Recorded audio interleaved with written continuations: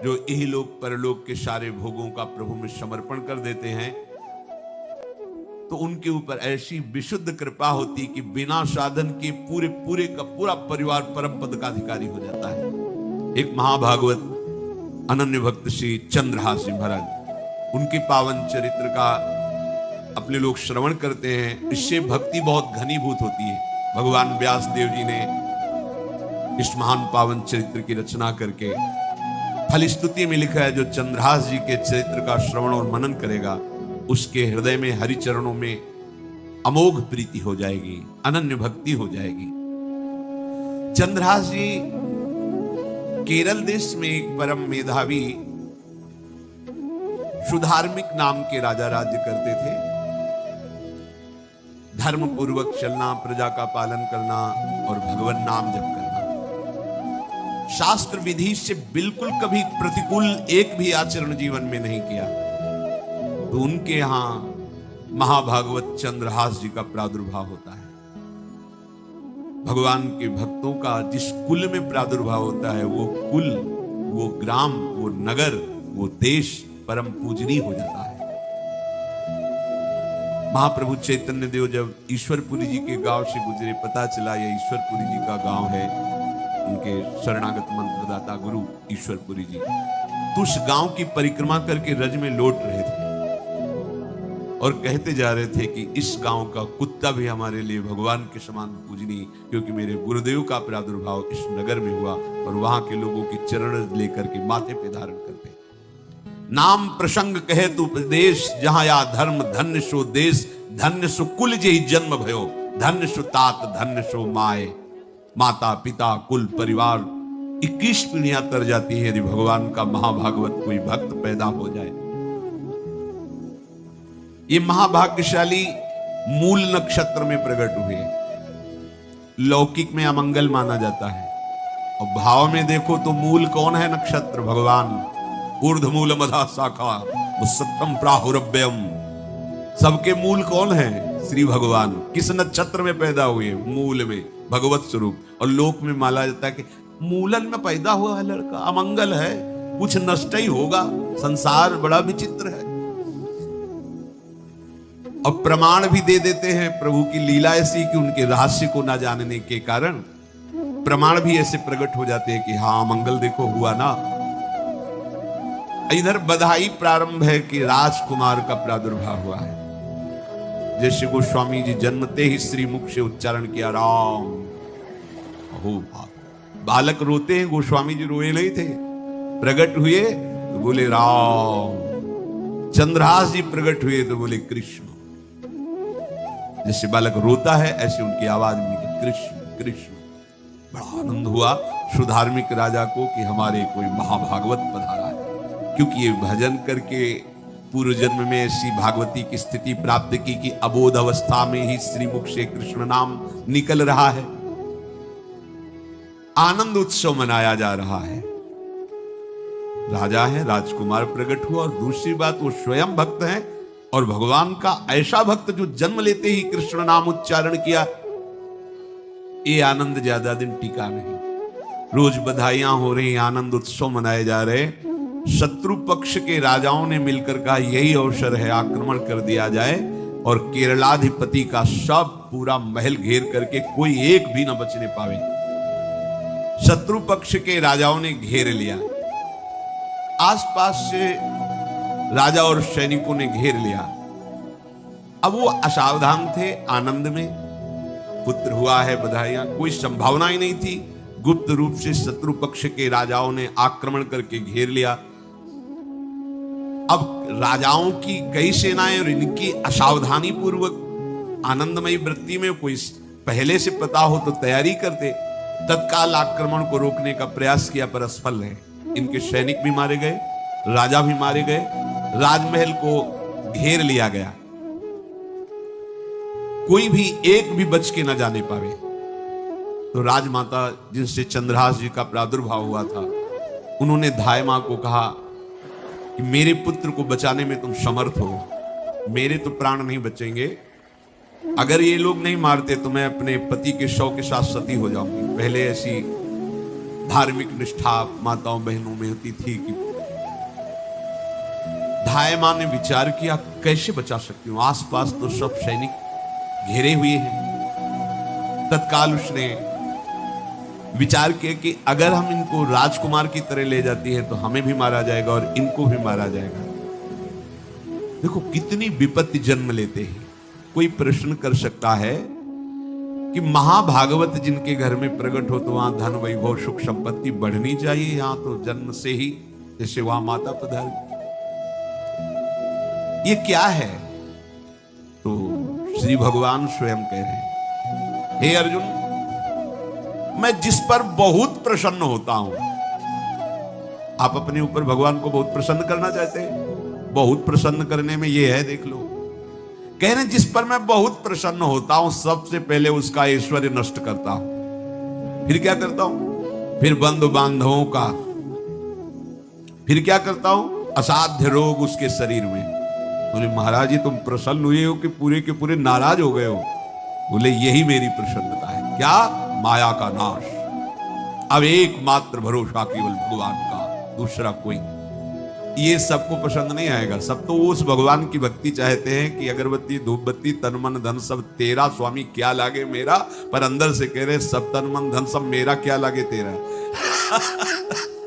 ऐसे तो चलेगी भक्ति। लेकिन कई बार सत्संग में पीछे धाम में कहा था कि भगवान को रिझाकर लोक मांगोगे तो चैन से रह लोगे, अगर उनसे प्यार करने की बात मन में ठानी, बस मुझे केवल आपकी आंखों में आंखों को मिला करके जीवन व्यतीत करना है, मुझे और कुछ नहीं चाहिए, तो फिर लाडले आपको दुशरिहा का कोई आश्रय रहने नहीं देंगे। ध्यान रखना, जितने दुशरिहा होंगे तो ये बर्दाश्त हो तो कदम आगे बढ़ावे।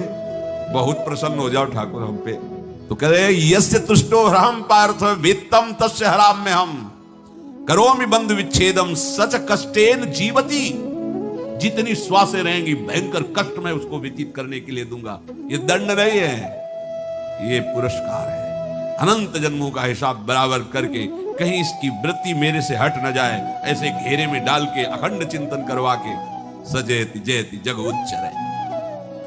कह रहे हैं अब मैं वर्णन करता हूं श्याम सुंदर जिस पर कृपा करते हैं उस पर कैसा बर्ताव करते हैं। बोले सबसे पहले उसके विषय भोगों का नाश कर देते हैं, फिर दूसरी कृपा कोई परिवार का, कोई मित्र, कोई रिश्ते नातेदार उसकी तरफ देखेगा भी नहीं, फिर ऐसा दुख प्रदान करते हैं कि केवल एक भरोसा रह जाता है, एक भरोसा, एक बल, एक आस विश्वास, बस नाथ आपके सिवा हमारा कोई नहीं। बस वहीं से जो चमत्कार प्रकट होता है, त्रिभुवन में कोई उसकी समानता नहीं कर सकता जिस पर ठाकुर की कृपा है। पर इस कृपा को हजम करने के लिए इसीलिए संत संग किया जाता है कि पहले से वो तैयार कर देते हैं। जैसे आर्मी की ट्रेनिंग होती है ना, ट्रेनिंग के बाद भी बॉर्डर में लगाया जाता है, ऐसे ही संतजन ये ट्रेनिंग देते हैं। अब जो टिके तो टिके, नहीं तो घर बैठे जाके। अगर टिक गया तो गुरु मेहरबान तो चेला पहलवान, भगवान भी परास्त नहीं कर सकते। उसमें ऐसी सामर्थ्य आ जाती है कि हर प्रभु के द्वारा दिए गए विधान को हंस करके स्वीकार कर लेता है। और ऐसा नहीं कि उसको कष्ट होता है। ये लोक भाषा में भगवान कह रहे हैं सच कष्टेन जीविता, नहीं तो जिस चिदानंद में वो सुख भोगता है वो ब्रह्मा को भी नहीं प्राप्त है जो भक्त को प्राप्त होता है। भक्त का वैभव दिव्य होता है, चिदानंद में होता है। ये तो पापियों के पास भी वैभव है, रुपया पैसा कुटुंब परिवार। भगवान के दास के पास जो वैभव होता है वो अचिंत्य है, तुम चिंतन भी नहीं कर सकते, ऐसा वैभव होता है। धाय माने सेविका का रूप तत्काल लिया, जिससे पोछा झाड़ू लगाने वाले, और कुछ दोने पत्तल डाले, उनके नीचे चंद्रहास जी को डाला, ऊपर से करके इसे माथे पे रख के निकले। सैनिकों ने पूछा इसमें क्या है? तुम उनका राजघराने के दोने पत्ते जूठे दिखा। ऐसे नीचे किया तो देखा सब ऊपर जूठन पड़ा। हाँ चल निकल, जल्दी भाग यहां से, निकल। बस वो भागी, बचा ले गई। ऐसा ही चित्तौड़ के महाराणा संग्राम सिंह जब वीरगति को प्राप्त हुए तो विक्रम सिंह को गद्दी पर बैठाला गया, पर वो अयोग्य साबित हुए। तो राजपूत सरदारों ने, अभी 6 वर्ष के ही उदय सिंह थे, उनको राज सिंहासन पर बैठाल करके अपने हाथ में शासन लिया। सिंहासन के अधिकारी उदय सिंह 6 वर्ष के थे। सुरक्षा में दासी पुत्र बनवीर को सौंपा। बनवीर का दिमाग बदल गया कि 6 वर्ष का इसको काट देते हैं, हम राजा बन जाते हैं। वो पिशाच की तरह महल में घुसा और जितना भी राणा परिवार था सबको उसने काट दिया। और उदय सिंह को काटने के लिए जब आगे बढ़ा तब धायमा ने विचार किया कि मेरा कर्तव्य क्या है। तो उसका पुत्र ठीक 6 वर्ष का उदय सिंह जैसा ही था। तत्काल उदय सिंह को दूसरी जगह लिटाकर अपने पुत्र को लिटाया और एक झाड़ू पोछा करने वाली को उदय सिंह को दिया कि तुम गंगा के किनारे मिलना, नदी के किनारे, मैं वहां जाऊंगी। तो बनवीर आया और कहा उदय सिंह कहां है? तो अपने पुत्र की तरफ अंगुली कर। कैसा धर्म रक्षा में ये बलवान सेवक जन होते थे। धायमा है, अपने पुत्र को अपने आंखों से अपने इशारे से कटवा रही है, लेकिन राजपुत्र की रक्षा की। तुरंत बनवीर ने देखा नहीं और काट। और उदय सिंह को, जब उदय सिंह तैयार हुए थे तो राजमाता की तरह सम्मान करते थे। धायमा का सिंहासन से उतरकर पैरों में सर रखते थे कि तेरी कृपा से बचे। ऐसे ही चंद्रहास जी को उस दासी ने, जो धायमा ने बचा लिया, वो कुंतलपुर पहुंची और वहां के जो मंत्री दृष्ट बुद्धि थे उनसे प्रार्थना की कि मैं सेवा कला में बड़ी प्रवीण हूं और ये मेरा पुत्र है, अगर आपकी कृपा हो जाए तो कुछ समय के लिए हम आपकी सेवा में, महल सेवा में रहेंगे और हमारे पुत्र का पालन पोषण हो जाएगा। उनकी परीक्षा ली गई तो राजघराने की सेविका थी, परम प्रवीण थी, पर उन्होंने परिचय नहीं बताया। विधि विधान से राज्य की सेवा में प्रवीण दासी पाकर उसको अच्छा लगा, ठीक है आप रह सकती हैं। अभी चंद्रहास जी 3 वर्ष के ही थे कि धायमा पधार गई और हर समय कृष्ण कृष्ण कृष्ण कृष्ण कृष्ण नाम इनके चलता रहता था। अब जो उनका दुलार करने वाली थी धायमा, वो भी पधार गई तो कौन उनकी तरफ देखे। पर बहुत ही गौर वर्ण, बड़े ही सुंदर। अब वो गलियों में भटकने, निकाल दिया महल से जब धायमा मर गई, क्योंकि धायमा की सेवा कारण उनको रखा गया था। 3 वर्ष के बालक गलियों में, तो कोई भी मां देखती उनको तो कोई उनको वस्त्र पहना देती, कोई भोजन करा देती। ऐसे ही भगवान के भक्तों की बड़ी विचित्र लीला होती है। गोस्वामी जी को कोई दरवाजे पे खड़ा नहीं होने देता था तुलसीदास। अगर वो किसी भूख से प्रेरित होकर बाल रूप ही थे किसी के दरवाजे, अरे बड़ा भागा, इसको हटा दो, जन्मते मां मर गई, धायमा भी मर गई, कोई भी अगर इसे एक रोटी देगा तो विपत्ति आ जाएगी। तो साक्षात भवानी अन्नपूर्णा अम्बा एकांत में गोस्वामी जी को भोजन पवाती थी आकर के, दुलार करके। ऐसे ही यहां चंद्रहास जी को जो भी माता बहन देखती कुंतलपुर के गलियों में, तो कोई वस्त्र, कोई स्नान करवा देती, कोई काजल लगाती, कोई भोजन पवा देती। परमहंसों जैसा जीवन कट रहा है। कृष्ण कृष्ण कृष्ण कृष्ण। 14 भुवनों में जिनकी अव्याहत गति है, जो सबको देखते रहते हैं, श्री देवर्षि नारद जी। ये कृष्ण कृष्ण बोलता है बालक, और इसका हरि के सिवा कोई नहीं। एक दिन एकांत में बैठे हुए थे बालक चंद्रहास जी, नारद जी पधारे हैं, भाई जी से मिले हैं। स्वप्न में कितने महापुरुष मिलते हैं जो भजन ठीक से करते हैं, ये बड़े बड़े महापुरुष आकर के उपदेश करते हैं। ये त्रिकाल सत्य हैं, कोई ऐसा नहीं है कि ये कहानी हैं, अभी हैं। जहां आप भगवत चिंतन करेंगे तो आपको परिचय बड़े बड़े महापुरुषों का मिलने लगेगा। नारद जी आए तो देखा आंख बंद की हुई चंद्रहास जी कृष्ण कृष्ण कृष्ण कृष्ण कृष्ण ऐसा उच्चारण कर रहे हैं। त्रिकालज्ञ सर्वज्ञ नारद जी ने देखा कि ओहो, इतना छोटा बालक और कृष्ण कृष्ण बोल रहा है। नारद जी ने स्पर्श किया दुलार करते हुए, सुनो आंख खोलो। आंख खोल के देखा श्री देवर्षि नारद जी। नारद जी ने कहा देखो हम तुमको एक अमोघ वस्तु देते हैं, और एक छोटी सी शालिग्राम की इतनी बड़ी शिव शालिग्राम का जो वो दिया। बोले धो के पी लेना और दिखा के पा लेना, यही तुम्हारी सेवा पद्धति है। अर्थात स्नान करा दिया और जो तुम्हें मिले इनको अर्पित। तो उन्होंने विचार किया कि धोने के लिए, स्नान कराने के लिए पात्र चाहिए, भोग लगाने के लिए पात्र चाहिए। तो जैसे कोई पान की बीड़ी नहीं, तो ऐसे कपोल में शालिग्राम को रखे रहते। पाथरी नहीं, कोई सिंहासन ही नहीं, यही धुल गए। चरणामृत अंदर जा रहा, जब पाएंगे तो यही पा लेंगे साइड में ऐसे करके, फिर निकाल के यहां कपोल में रखते छोटे से शालिग्राम चंद्रहास जी, और उपदेश किया भगवान के मंत्र का। जब कोई भगवत प्राप्ति के लिए चलता है तो भगवान ही गुरु रूप से प्राप्त होते हैं, वहां तक तुम्हें पहुंचा देते हैं या उन महापुरुष को आपसे मिला देते हैं। जब कोई भगवत प्राप्ति के लिए जहां चलता है तो ये भगवान अपनी तरफ से कृपा करते हैं।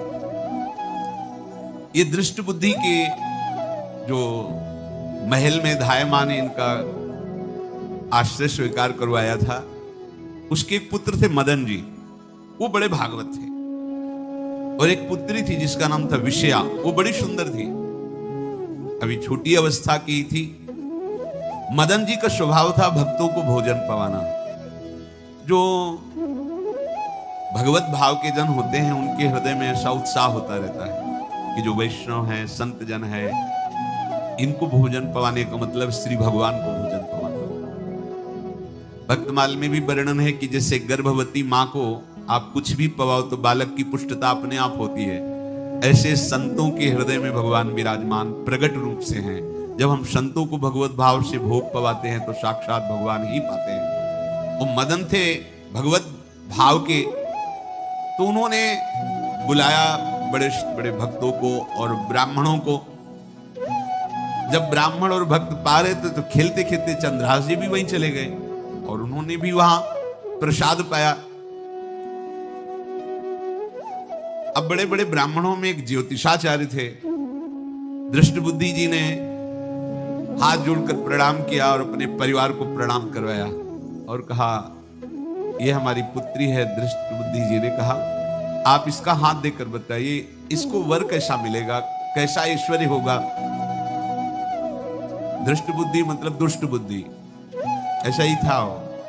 पर बड़ा विचित्र खेल है, इसकी बुद्धि एकदम विपरीत और पुत्र महाभागवत। भगवान का खेल है, वो भक्ति विरुद्ध और पुत्र भागवत। उन्होंने कहा वर, ऐसे दृष्टि डाली चंद्रहास जी वही वो है इसका वर। वो धाय का एक दासी का लड़का हमारी पुत्री का वर बने। बोले शायद आपने ध्यानपूर्वक रेखा नहीं देखी, वो हम देख लिए, यही है तुम्हारी पुत्री का वर।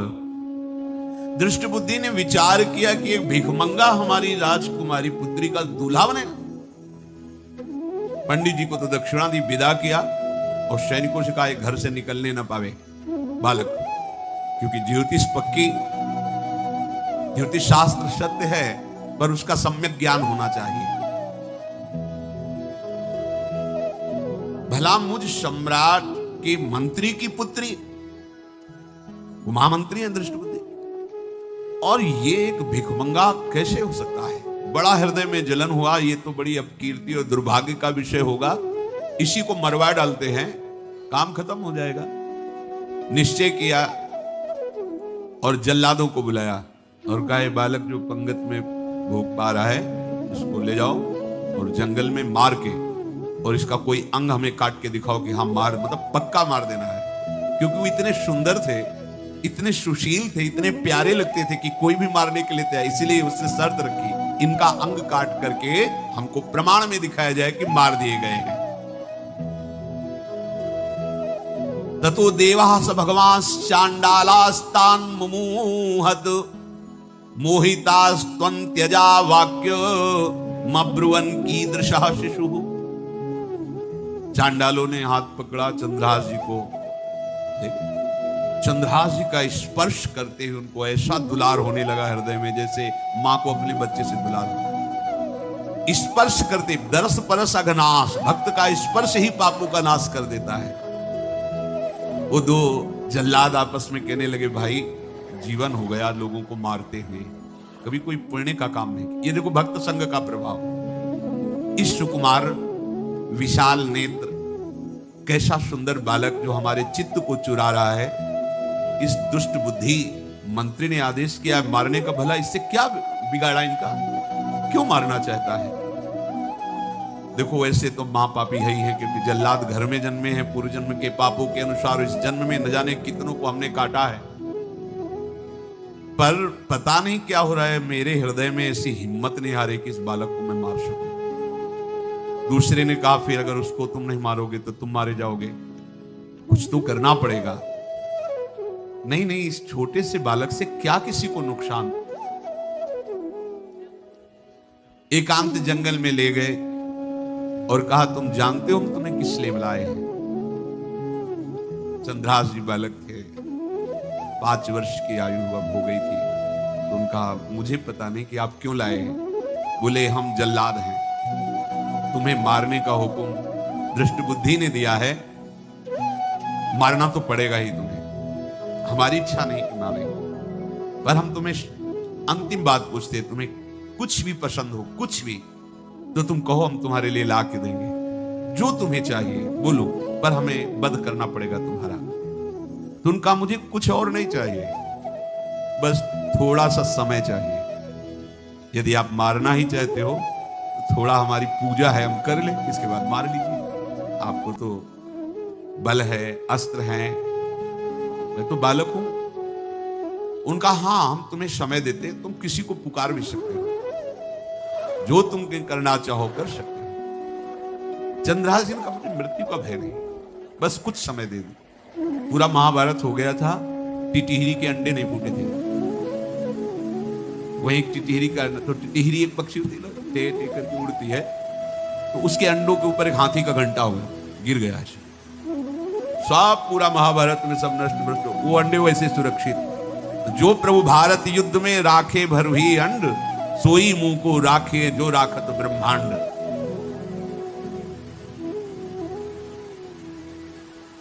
मैं तो अनाथ हूं, श्री कृष्ण के सिवा कोई मेरा है नहीं, मैं किसको पुकारूं। मेरा आश्रय तो एकमात्र वही प्रभु हैं, और निकाला शालिग्राम, यही सिंहासन है शालिग्राम का। भगवान के भक्तों की अपार महिमा है, क्या सेवा। वहां कोई पंचपात्र गंगा जल सब थोड़ी है, लेकर बस आंसुओं से अभिषिक्त कर रहे हैं। प्रभु मुझे तो कोई ज्ञान नहीं कि आपकी सेवा कैसे की जाती, मैं तो अपने मुख में ही आपको रखता हूं। अब मेरे जीवन का अंत होने जा रहा है, बस मैं यही प्रार्थना करता हूं कि मैं आपके ही समीप पहुंचूं, आपका ही स्मरण करूं, आपसे कभी विलग न हो, एक भी वृत्ति आपसे कभी विलग न जाए। श्याम मुरली मनोहर ललित त्रिभंगी ध्यान करते हुए आंख खोली और इशारा किया, काट लो मुझे। जल्लादों ने जब देखा आंसू चल रहे हैं ऐसा, वो बैठ गए अस्त्र रखे, कहने लगे भाई तुम मुझे मार दो, भले भले वो दृष्ट बुद्धि मुझे, मैं इस बालक को नहीं मार पाऊंगा, मेरी हिम्मत नहीं है। कुछ भी हो, मेरा वध हो जाए, पर मैं इस बालक को, जब नेत्र का इशारा हुआ कि वध कर दो, तो जो बधिक मारने के लिए आए हत्यारे थे वो आनंद से एकदम प्रफुल्लित हुए और कहा मैं नहीं मार पाऊंगा तुम्हें। तो एक ने कहा देखो एक उपाय मुझे दिखाई दे रहा है, इस बालक में विशेषता तो है ही, पर इसके पैरों में देखो, बाएं पैर में एक छठी अंगुली भी है, किसी किसी को होती है।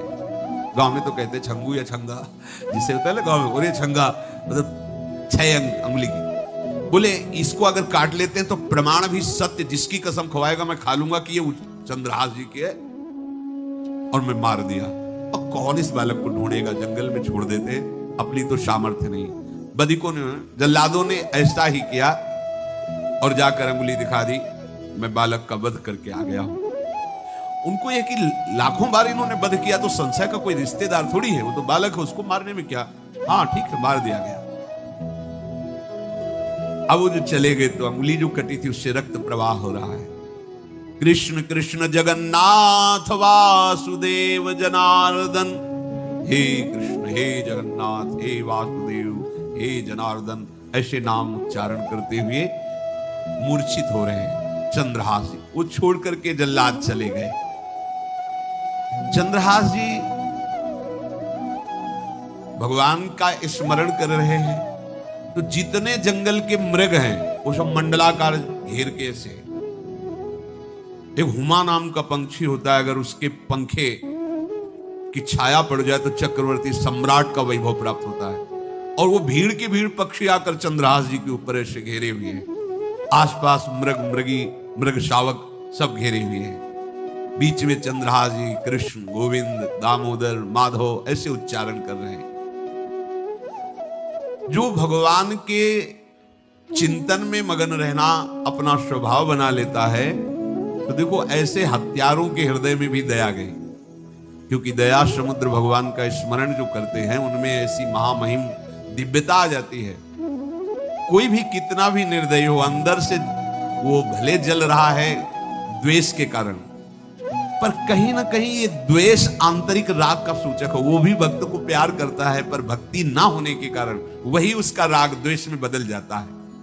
कोई भी हो, अंदर से जब भक्त के प्रति जलन पैदा करता है तो उसमें मूल होता है भक्त की महिमा, भक्त का महत्व, पर उसे ना प्राप्त, जैसे कहते हैं कि वो अंगूर खट्टे हैं और नहीं प्राप्त कर पाए तो अंगूर खट्टे हैं। बकाया महत्व तो सबके अंदर होता है। दुष्ट से भी दुष्ट के अंदर भगवान के भक्तों का महत्व होता है, क्योंकि सबके हृदय में भगवान विराजमान है।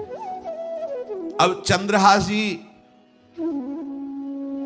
भगवत स्मरण करते हुए पक्षियों के और मृग आदि के बीच में है। उधर भगवान का एक विधान तैयार होता है। वह देश भूमि में रहत लघु भूप और सुख सबे एक सुत चाह भारी है। कुंतलपुर के ही अधीन एक चंदनवती नाम की राज्य नगरी थी।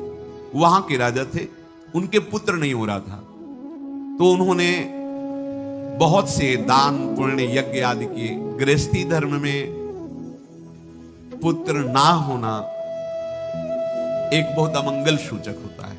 पितरों को पिंडदान करना, तृप्ति करना और गृहस्थ परंपरा को आगे बढ़ाना, पुत्र ऐसा।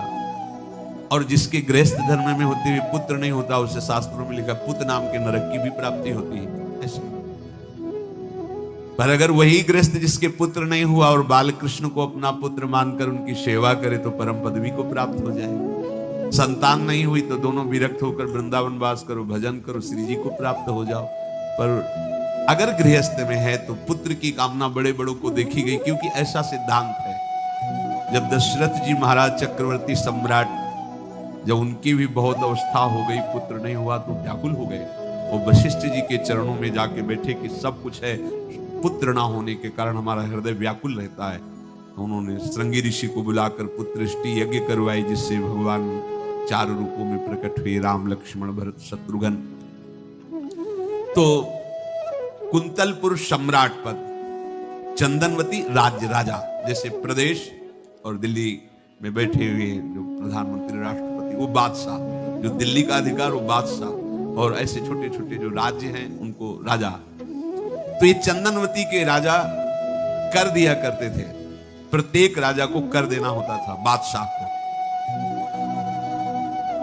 इनके पुत्र था नहीं, और कर देने के लिए कुंतलपुर ही जा रहे थे तो रास्ते में देखा कि बहुत से मृग और पंछी ये घेरे हुए क्या है। तो एक कौतूहल सा कि क्या है बीच में। आसपास मंडलाकार मृग, फिर वो विहंग पक्षी। निकष्यो विपिन आनि देखी आही मोद मानी, कीनी खग छां घिरी मृगी पाति सारी है। दौरी के निशंक लियो पाय निधि रंग जियो, कियो मन भयो सो बधायो श्रीहु वारी है। को दिन बीते नृप भय चित चीते दियो, राज को तिलक भाव भक्ति विस्तारी है। जो भगवान के आश्रित है, भगवान कैसी व्यवस्था करते हैं। वो चंदनावती के राजा दौड़ करके कौतूहल वश, क्या है यहाँ। मृगी पंक्तियों के बीच में पक्षी, हुमा नाम का बड़ा पवित्र पक्षी हिमालय आदि में पाया जाता है, जिसके ऊपर इसकी छाया पड़ जाए वो ऐश्वर्यवान हो जाए। देखा बालक दिव्य तेजों में, और मूर्छावस्था में नजदीक गए तो अंगुली पूरी कटी हुई थी, तो रक्त प्रवाह, गोद में उठाया और आनंदित हो गए। हमारी पुत्रष्टि यज्ञ सफल हुई, हमारा दान पुण्य सफल हुआ, ऐसा हमें सुंदर बालक मिला। चंद्रहास जी को लेकर के घर आए और हृदय में भगवान का बार बार कृपा प्रसाद मना रहे हैं मुझे भगवान ने पुत्र दिया। चंद्रहास जी को लेकर आया, आनंद मंगल, बधाइयां बजने लगी, बहुत सी संपत्ति न्यौछावर कर दी। 5 वर्ष के चंद्रहास जी हैं। पूछा, बेटा तुम्हारे माता पिता कौन? कहा, श्री कृष्ण। परिवार में कौन है? श्री कृष्ण। मतलब तुम्हारा कोई नहीं है? नहीं है, श्री कृष्ण। समझ गए कि भगवान ही हमें कृपा करके ऐसे महाभागवत पुत्र को दिया। और है कौन? वास्तविक कोई नहीं, श्री कृष्ण के सिवा। बड़ा उत्सव मनाया और अपने राज सिंहासन का अग्रिम अधिकारी युवराज पद चंद्रहास जी को। अब तो पूरे राज्य में आनंद की वर्षा हो रही। राजा मन में विचार कर रहे हैं कि ऐसा प्रतापी भक्त हमारे यहां आया है, अब हमको किसी को कर देने की जरूरत नहीं। तो जो हर महीने वर्ष में जो बंधा हुआ कर था उन्होंने नहीं दिया। 1 बार 2 बार 3 बार जब कर नहीं पहुंचा तो सम्राट ने आदेश किया मंत्री को कि चंदनावती से कर आना बंद हो गया है। क्या बात है? यदि वो अहंकार से युक्त हो तो आक्रमण करके नष्ट करो, यदि समस्या है तो उसका सहयोग करो। बादशाह के आदेश से वहां दृष्ट बुद्धि पहुंचे तो युवराज पद पर चंद्रहास जी विराज, जिनको मारने के लिए जल्लादों के हाथ में दे दिया था। पूरे पूर्वासी ऐसा प्रभाव चंद्रहास जी का है कि सब कृष्ण भजन करते हैं, सब आनंद में मगन रहते हैं।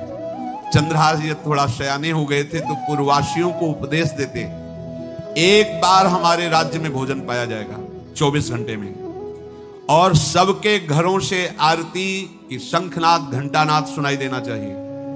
सबके यहां शाम के रोज नाम कीर्तन और भगवत कथा होनी चाहिए, क्योंकि आयुष्यम चपलम तादृक जल बुद्बुद सन्निभम चिंतयध्वम जनामूढ़ा माधवम वर्षम सुस्थिरम। भाइयों, ये आयु बड़ी चंचल है, कब शरीर छूट जाए पता नहीं, पानी का बुलबुला कब फूट जाए कोई पता नहीं। इसलिए माधव श्री कृष्ण का नाम कीर्तन, उनकी आरती पूजा, उनका ध्यान और एक टाइम भोजन पूरे नगर में। अब सोचो कितना भक्ति का प्रभाव होता है। पूरा नगर में, हर घर में आरती पूजा कीर्तन। तो रहे जाके देश सो नरेश कछु पावे नाही, बाह बल जोर दियो सचिव पठाई के। आयो घर जान कियो अति सन्मान सो, बिछान लियो वह बाल मारो छल छाई के। दई लिख चिट्ठी जाओ मेरे सुत हाथ दीजे, कीजे वही